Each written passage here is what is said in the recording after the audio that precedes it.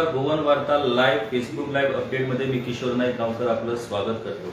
आजची महत्त्वाची आणि सगळ्यात मोठी बातमी जी गोवन वार्तानं आज लीड केलेली आहे ती बातमी म्हणजे जमीन हडप प्रकरणातील 145 विक्रीपत्रे रडारवर.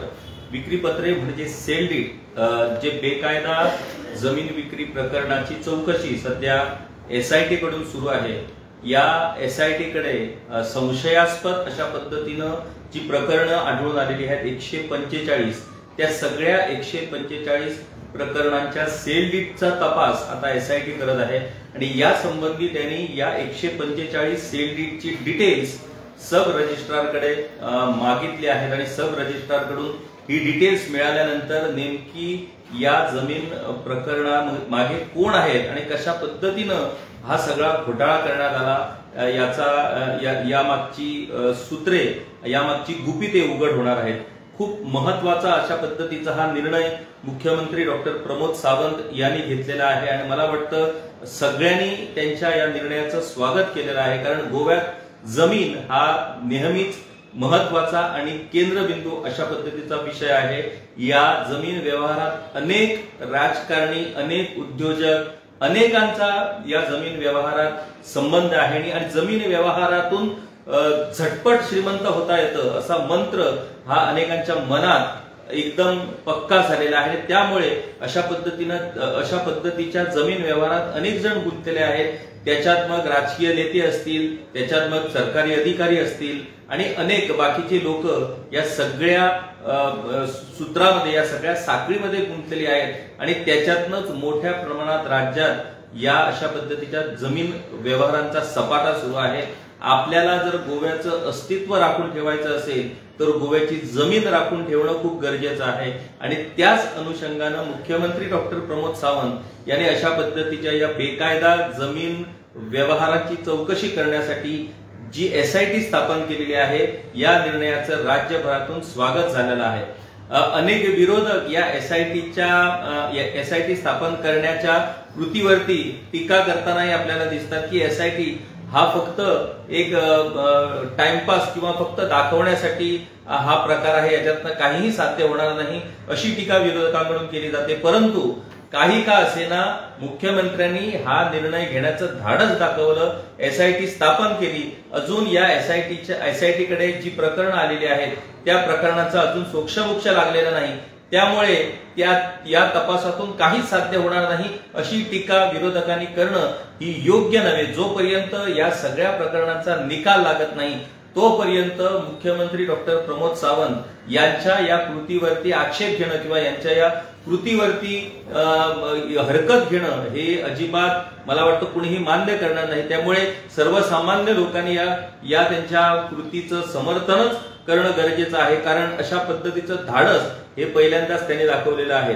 आतापर्यंत जी प्रकरणं SIT कडे दाखल झालेली आहेत त्याच्यात जवळजवळ 2,47,525 स्क्वेअर मीटर जमिनी हडप केल्याचे प्रायमरी इन्व्हेस्टिगेशन म्हणजे प्राथमिक तपासात आढळून आलेला आहे. आणि या प्रकरणी SITनं आतापर्यंत अनेकांना अटक केलेली आहे, त्याच्यात सरकारी अधिकारीही आहेत आणि त्यामुळे या सगळ्या प्रकरणाचा सोक्षमोक्ष नेमका काय लागतो ते पाहणं खूप गरजेचं आहे. जून 2022 मध्ये मुख्यमंत्री डॉक्टर प्रमोद सावंत यांनी या जमीन घोटाळा प्रकरणाची चौकशी करण्यासाठी SIT स्थापन केली आणि या SITचं प्रमुख पद हे IPS अधिकारी निधीन वालसन यांच्याकडे देण्यात आलं आहे. त्यांच्या नेतृत्वाखाली अनेक पोलीस अधिकाऱ्यांची नियुक्ती केलेली आहे आणि हे पोलीस अधिकारी या वेगवेगळ्या प्रकरणांचा आतापर्यंत तपास करत आहेत. केवळ SIT स्थापन करून मुख्यमंत्री थांबलेले नाहीत हे देखील महत्वाचं आहे आणि हे देखील या ठिकाणी खास नमूद करावं लागणार आहे. मुख्यमंत्र्यांनी एका बाजूला SITची स्थापना केली आहे आणि दुसऱ्या बाजूला रिटायर्ड जज VK जाधव यांची इन्क्वायरी कमिशनर म्हणून नियुक्ती केलेली आहे. म्हणजे SIT कडे जी प्रकरणं येतात, SIT कडे ज्या ज्या प्रकरणाचा तपास सुरू आहे ती सगळी प्रकरणं ही इन्क्वायरी कमिशनरकडे सुपूर्द करण्यात येणार आहेत आणि इन्क्वायरी कमिशन या सगळ्या प्रकरणांचा सखोल अभ्यास करून त्या बाबतीत निकाल देणार आहेत आणि त्याच्यावरती कारवाईची कृती ठरणार आहे। ही खूप महत्वाची गोष्ट आहे की केवळ एसआयटीची स्थापना करून मुख्यमंत्री थांबलेले नाही। त्यामुळे हा मुद्दा देखील विरोधकांनी लक्षात घेणं गरजेचं आहे की केवळ एसआयटी स्थापन करून मुख्यमंत्री थांबलेले नाहीत, तर त्यांनी रिटायर्ड जज VK जाधव यांची इन्क्वायरी कमिशनर म्हणून नियुक्ती केलेली आहे आणि त्यांना 3 महिन्यांचा कार्यकाळ दिलेला आहे। या 3 महिन्यात त्यांनी या सगळ्या प्रकरणाचा अभ्यास करून त्या संबंधी त्यांनी निवाडा देणं अपेक्षित आहे, त्या संबंधी त्यांनी कारवाईचे निर्देश देणं अपेक्षित आहे आणि त्यामुळे या एकूणच सगळ्या जमीन घोटाळ्यातून नेमके जे गुन्हेगार आहेत किंवा जे लोक या सगळ्या व्यवहारात गुंतलेले आहेत त्याच्यावरती निश्चित कारवाई होईल असं निदान आता सध्याच्या परिस्थितीत तरी प्राथमिक परिस्थितीवरून तरी आपल्याला दिसून येतं। या सगळ्या एसआयटीच्या या सगळ्या चौकशीत आतापर्यंत 19 लोकांना अटक करण्यात आलेली आहे। त्याच्यातले अनेक जण आज जामिनावरती बाहेर जरी असले तरी त्यांच्यावरती पूर्णपणे लक्ष हे एसआयटीचं आहे। त्याच्यानंतर 45 प्रकरणात आतापर्यंत गुन्हे नोंदवण्यात आलेले आहेत। याच्यात जवळजवळ 93 बनावट कागदपत्रांच्या आधारे जमीन व्यवहार झाल्याची प्रकरणं ही एसआयटीला दिसून आलेली आहेत, एसआयटीनं आयडेंटिफाय केलेली आहेत। 93 प्रकरणं म्हणजे तुम्ही लक्षात घ्या की कशा पद्धतीनं या ठिकाणी जमीन घोटाळे सुरू आहेत। जमिनीचे फॉर्ज डॉक्युमेंट बनावट कागदपत्रे तयार करून सेलडीड करून या जमिनी विकण्यात आलेल्या आहेत। म्हणजे कुठपर्यंत या लोकांची मजल गेलेली आहे हे आपल्या लक्षात येतं आणि या सगळ्या गोष्टी या राजकीय नेते किंवा सरकारी अधिकाऱ्यांच्या संगनमताशिवाय होऊ शकत नाही। त्यामुळे ही फार मोठी एक साखळी आहे, एक चेन आहे, या दलालांची चेन आहे आणि ही चेन मोडून काढणं आज सगळ्यात मोठं आव्हान हे एसआयटी समोर आहे। त्यामुळे प्रत्येक गोयकारानं या निर्णयाचं समर्थन करणं गरजेचं आहे, या निर्णयाला पाठिंबा देण्याची गरज आहे। जोपर्यंत गोयकार अशा या एसआयटीच्या मागे किंवा ही एसआयटी स्थापन केलेल्या मुख्यमंत्र्यांच्या या निर्णयामागे राहणार नाही तोपर्यंत कुठलाही नेता अशा पद्धतीचे धाडसी निर्णय घेण्याचं धाडस करणार नाही। त्यामुळे या निर्णयाचं स्वागत करणं गरजेचं आहे। 145 सेलडीड ज्या सेलडीडची डिटेल्स एसआयटीनं सब रजिस्ट्रार कडून मागितली आहेत, त्यामुळे आता सब रजिस्ट्रारही अडचणीत येण्याची शक्यता आहे। कारण सब रजिस्ट्रार जी ऑथॉरिटी असते त्याच्याकडे विक्री खतं ही नोंदणी केली जातात। आता यापूर्वीही हा विषय अनेक वेळा चर्चेला आला होता की या सेलडीडची कागदपत्रे तपासण्याचा अधिकार हा सब रजिस्ट्रारला आहे की काय। त्यावेळेला सरकारनं असं स्पष्टीकरण दिलं की सब रजिस्ट्रारला त्या कागदपत्रांची वैधता तपासण्याचा अधिकार नाही। तो अधिकार हा पूर्णपणे जो माणूस जमीन विकतो आणि जो माणूस जमीन खरेदी करतो त्या माणसाने आपल्या त्या सगळ्या एकूणच कागदपत्रांची आणि दस्तऐवजांची वैधता ही तपासणं हे त्यांना बंधनकारक आहे, ते सब रजिस्ट्रारला नाही।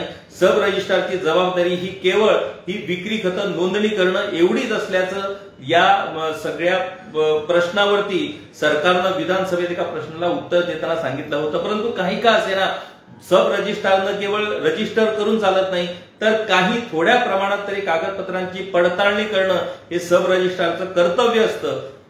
त्यामुळे या सगळ्या प्रकरणातून काही सब रजिस्ट्रार अडचणीत येऊ शकतात अशी ही प्राथमिक चौकशीतून अशी माहिती प्राप्त होते। आतापर्यंत जे जमीन घोटाळे झालेले आहेत त्याच्यात प्राधान्यक्रमाने बारदेस तालुका हा केंद्रबिंदू ठरलेला आहे। बारदेस तालुका हा आपल्याला माहितच आहे उत्तर गोव्यातला सगळ्यात मोठा तालुका आणि या तालुक्यात मोठ्या प्रमाणात किनारी भाग येतात आणि याचमुळे बारदेस तालुक्यात मोठ्या प्रमाणात ही प्रकरणं घडल्याचं या एसआयटीच्या तपासात आढळून आलेलं आहे।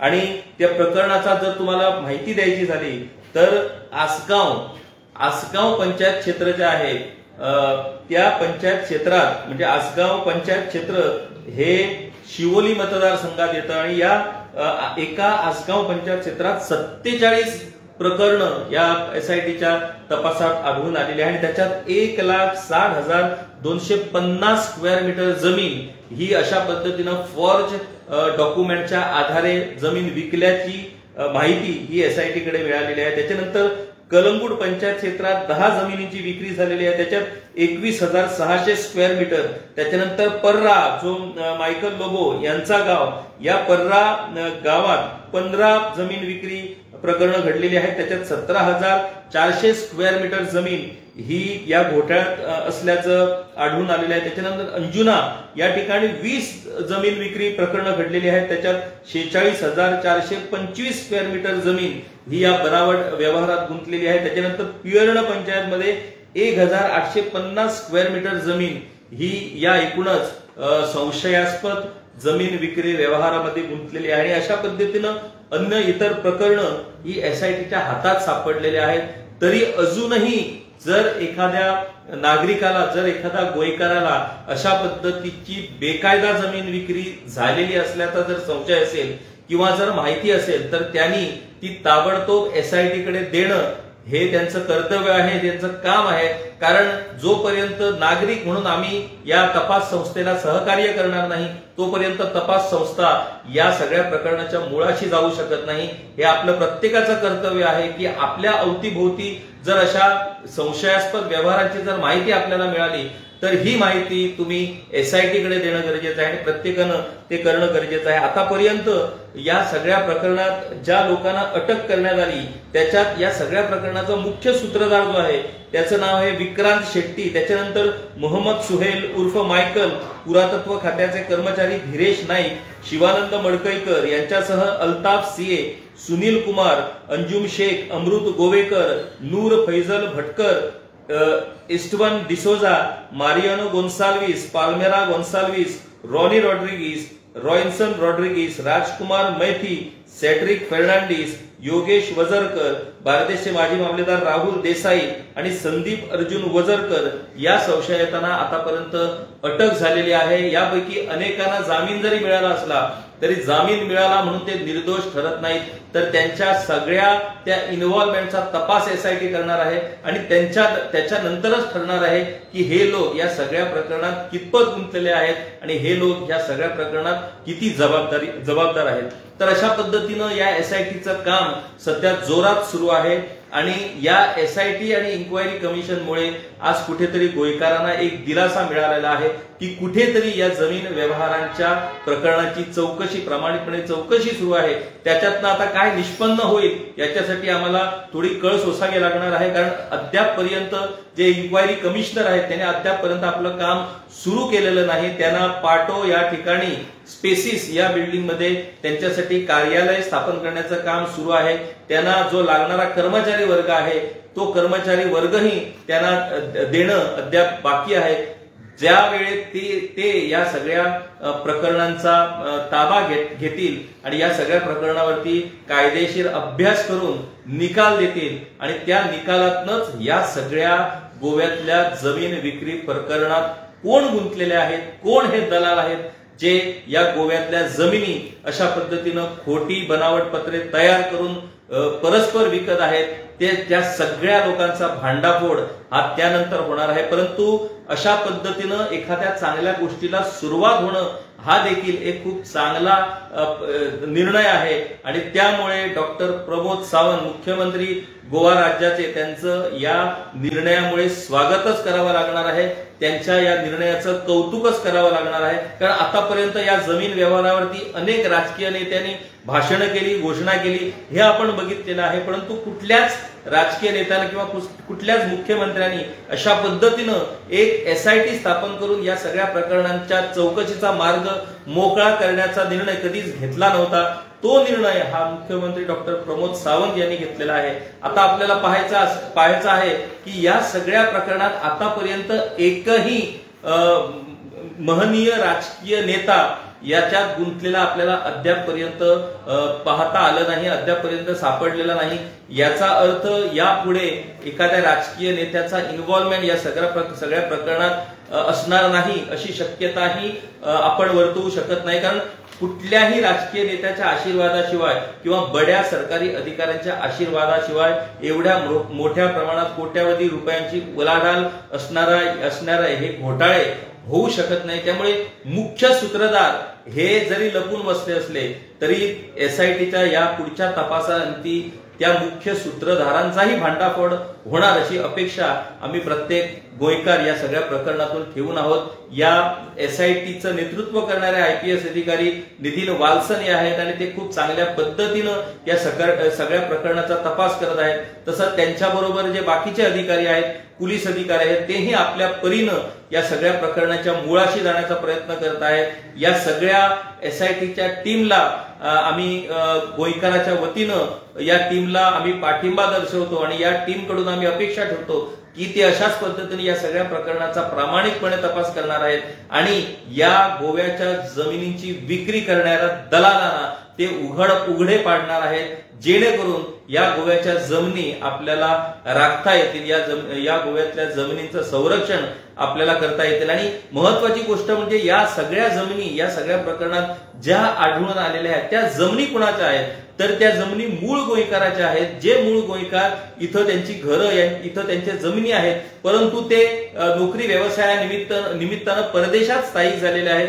त्यांच्या जमिनी या ठिकाणी पडून आहेत आणि अशा या जमिनी हेरून या दलालांनी, या राजकीय नेत्यांना आणि सरकारी अधिकाऱ्यांना हाताशी धरून या सगळ्या जमिनींचा व्यवहार केलेला आहे.